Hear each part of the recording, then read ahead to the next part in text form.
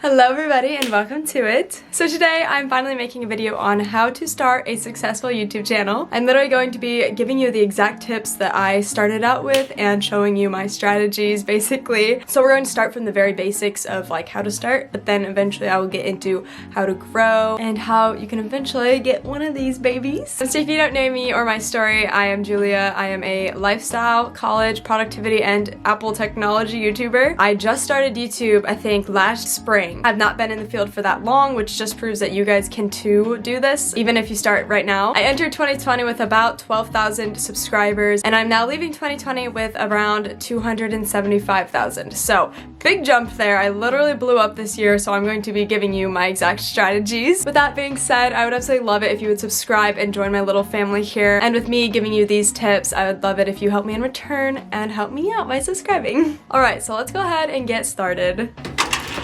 Okay, so the number one thing that everybody always asks me about is firsthand like embarrassment and criticism from like your friends and family and people at school. So I actually did start my channel when I was a senior in high school, so I was kind of in that little bubble of everybody knowing who I was, and I was a little scared of what people were going to think about me. I think that my number one tip is that you just have to let yourself not care. Also, I started my YouTube channel because I genuinely love making videos and I wanted to be able to put them out somewhere for me to remember forever, so I did start it just because I love it. I honestly did not even know that you could make money off of YouTube, so if you're starting a YouTube channel just for money, it might not go so well for you because you don't have any passion behind it, and I think passion is definitely what drove my channel. Anyways, so that is what helped me through it, was I just kept thinking back to myself like, oh, I'm doing this because I love making videos, I love editing, I love putting it out there for me and my friends to watch it later on. So yeah, I think you just have to go back and remember your why as to why you started it. People are definitely going to hate or criticize you. It happens to everyone. It happened to me. So you just have to get through it because it's a normal thing for everybody. Even like the biggest YouTubers obviously still get hate today. So it's just something that you're going to have to get used to, especially when your channel blows up. You're going to get even more hate. So you're going to start with the tiny criticism and it's just going to go from there. So you might as well just tough through it because it's a long journey ahead. Okay, the next topic is how to find your niche, and is this platform too saturated? I do not think that the YouTube platform is too saturated right now. Obviously, I joined it late in the game and I still blew up, so there is a constant need for everybody because everybody's a little different. So I would say that I'm one of the first college-aged girls who makes videos over college, productivity, lifestyle, and Apple products. So that's what made me unique, is because I merged all four of those niches and made it into my channel. So there are obviously so many topics out there that you can do, and I would suggest that you pick one and kind of tweak it a little. So like I did, I loved technology, but I didn't want to make technology videos about everything out there because I'm only really an Apple person. So that's why I made mine basically just Apple products and Apple unboxing. And then I mixed it around because I had technology and lifestyle, so I mixed the two and made my technology customization videos. Literally, there are so many combinations of things out there and the world needs what you have, as long as you're different. That is a whole other story. Don't start a channel just copying somebody. Like I've said in the past, there's already one of me. We don't need two juliakcrist. That's impossible, so make yourself different. Basically, overall, find inspiration rather than plagiarism and just straight up copying somebody. Okay, moving on. Time commitment. So a lot of you were asking about how much time goes into YouTube and all that types of stuff, and honestly the answer is just however much time you put into it. So your channel will do as well as however much time you put into it, if that makes any sense. So what you put into it is what you get out. That's what I was meaning to say. So for me, I started it in high school, didn't have much time during school, then I worked a full-time job, a normal job, that whole summer, and then I got into college and didn't have much time. So during all that time, my channel wasn't really doing well because I was struggling with trying to find time to make videos, and the videos I was putting out just weren't so good because I was rushing them. But then over the summer, I had all the time in the world because of quarantine, so I ended up putting full-time hours, maybe even a little more, honestly. I worked so hard all summer on my YouTube channel, and that obviously helped me blow up. But the time that I'm talking about doesn't just include filming, editing, and uploading. It also includes responding to comments, taking Instagram pictures, promoting your stuff on TikTok, watching other YouTube videos on how to grow your channel, constantly learning about the algorithm. Like, it's so much more than just making videos. So basically my short answer is however much effort you want to put in is what you will get out of your channel. The next topic that you guys asked about was how to come up with ideas and just things about content. So I would say when you first start off your channel, the definite thing to do is follow the trends within your niche, or that you want to do, I guess. So I started my channel off with trying to make travel videos of my Florida vlogs and just stuff like that, and nobody was watching them obviously because nobody out there is going to care about an 18-year-old girl going to Florida with her family, really, because nobody's really searching that, especially when I only had like 20 subscribers. So I definitely learned this lesson the hard way, and then eventually I learned that you have to create searchable content, and I learned this by doing a MacBook unboxing. So that was my first video that ever blew up because it was searchable. People were looking up MacBook unboxing, so obviously it was getting views to my channel, and then people were subscribing because they liked my personality in the video. So definitely follow trends and make popular videos at first, and then once you have an audience that cares about you, you can start mixing in lifestyle content if you want, like day in my lives and stuff like that. Another good way to come up with ideas and get inspiration is just to go through your homepage or go on the trending page and just look at what types of topics are trending and then make a branched off video of that. But don't copy people's videos exactly. The next thing I wanted to talk about is your mindset. So when you start your channel,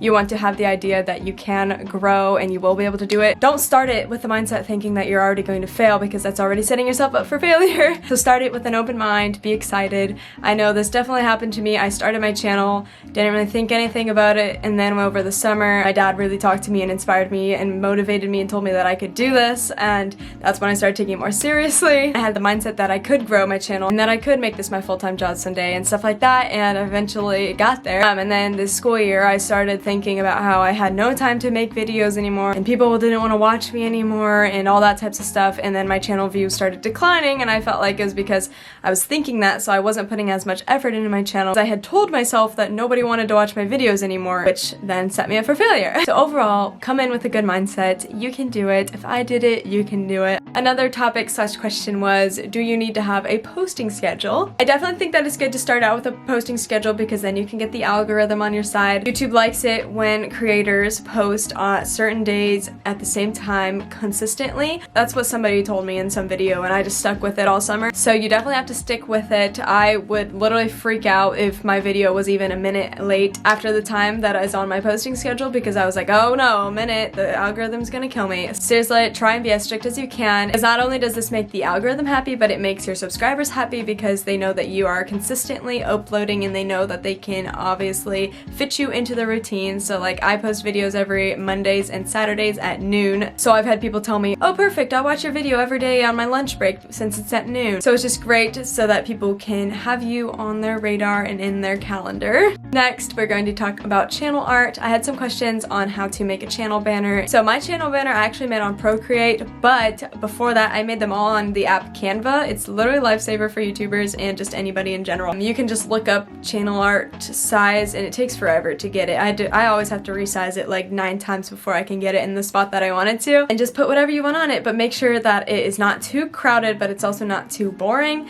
I usually like to throw in a picture of myself or like an outline of myself and my name, and I recently just put my posting schedule up there so that if anybody new comes to my channel and looks at it, they can see that I post videos every Monday and Saturday at noon. Kind of going off of that, everybody was asking me about thumbnails and how to do those. So if you go onto the Canva app and just look up YouTube thumbnail, it comes up with the perfect size for you and you can do whatever you want basically. I made a whole video on how I edit my thumbnails. I will link it below. Here it is. So that is how I make mine. There's also an app called Fonto out there that has fonts that you can add onto it if you don't like any of the Canva fonts. So yeah, it's just completely up to you to figure out what you want your brand to be. A few things that I would suggest with thumbnails are making sure that you're using the same filter on all of them and just the same like color scheme, and then also using the same font. So if somebody sees your video over in their recommendations, they're like, oh, I know that's a juliakcrist video because that's the font that she uses and that looks like her thumbnail. So yeah.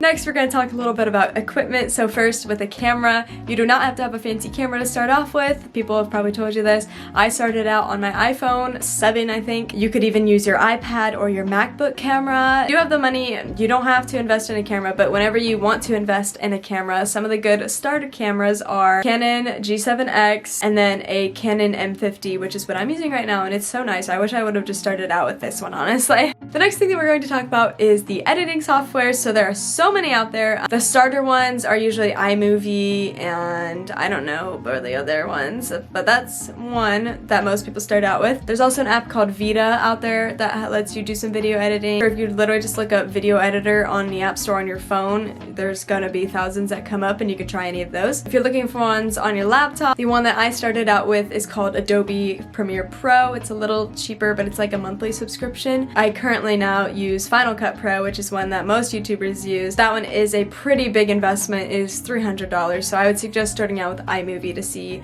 if you like the Apple interface first. Also, editing is very important. You have to try and keep people interested with your editing. You can't just sit here and talk and not edit it and make it like an hour-long video because nobody's going to sit and watch that, so you have to make sure that you're cutting out the awkward spaces that when you're talking and add cute text overlays to keep people interested in watching the video. Going off of that, the next topic is engagement. So this is basically how you can keep people interested in watching your video all the way through to help increase your watch time, which is very important when you want to get monetized, because you have to have 4,000 hours of people watching your videos. So you want to get them to watch as much of all your videos as you can. My tips for this is to, again, make your editing very strong by adding in titles constantly, not rambling for too long, having jump cuts where you're cutting out awkward pauses. Sometimes people like to show a preview in the beginning of their videos and put a little section from the very end in that little 10-second preview at the beginning so that whoever's watching it will want to try and find that spot in the video, but it's not to the end, so they'll watch your whole video. Another super random and kind of weird trick that I learned in my journalism class for advertising is that people are more attracted to the human face. So if you put your face on a thumbnail, people are more likely to click on that because they relate to you. I don't know how my journalism professor explained it, but it made sense in my head. So using your face and showing emotion with your face attracts people to click on it, and that's what you need. You need the initial click to eventually get the watch hours. If you're posting a shocking video like surprising my boyfriend with a PS5, you can be like in the thumbnail, I don't know. And lastly, I'm going to talk about my algorithm tips and my growth tips. See what I did there, guys? I put a very important part of my video at the end so that people would watch it all the way through. So this is the load of information. Number one, if you don't have it downloaded, add the extension TubeBuddy to your Google Chrome or your internet, Safari or whatever. I think you can do that by just looking up TubeBuddy extension online. This is a huge game changer when it comes to the algorithm. It helps you with keyword tagging. It gives you, I think, 3 examples for the first, unless you want to pay. It shows you where your tags rank amongst others, so it basically tells you if you tag camera. It's telling you, oh, that tag isn't really useful for you. It's a waste of your 500 characters because there's no way you're going to rank amongst the word camera, so you should just delete it. It takes a minute to understand it, but seriously, there are so many tips, and it's also fun because it allows you to see what other people are tagging. So I see it all the time. People will like use my name as a tag in their videos about technology and MacBook customizations. My next algorithm tip is to respond to as many comments as you can, especially within the first 24 hours. I don't know where I heard that, but I heard that within the first 24 hours is really important to the algorithm for some reason. So not only does it help you out with the algorithm, but it also helps you out with your community in general. It makes your viewers feel more engaged with you and like they personally know you when they get a heart or a comment back from you. I don't know why more people don't do it, but it's very important to just build a little community of people. I think those are the 2 biggest things that I can think of that I definitely implemented like hardcore. When I was first starting to grow, I just spilled a lot of knowledge that I've had. Again, if this video helped you out in any way, if just one bit of knowledge helped you out, I would absolutely love it if you subscribed and helped me out in return. Follow me on Instagram and like this video. I have another video coming, I think, on Wednesday, a productive day in my life, so if you want to stick around and subscribe, turn on post notifications so you don't miss that one when it comes out. So yeah, that is it for this video, and I hope to see you here again on my channel sometime soon, like Wednesday.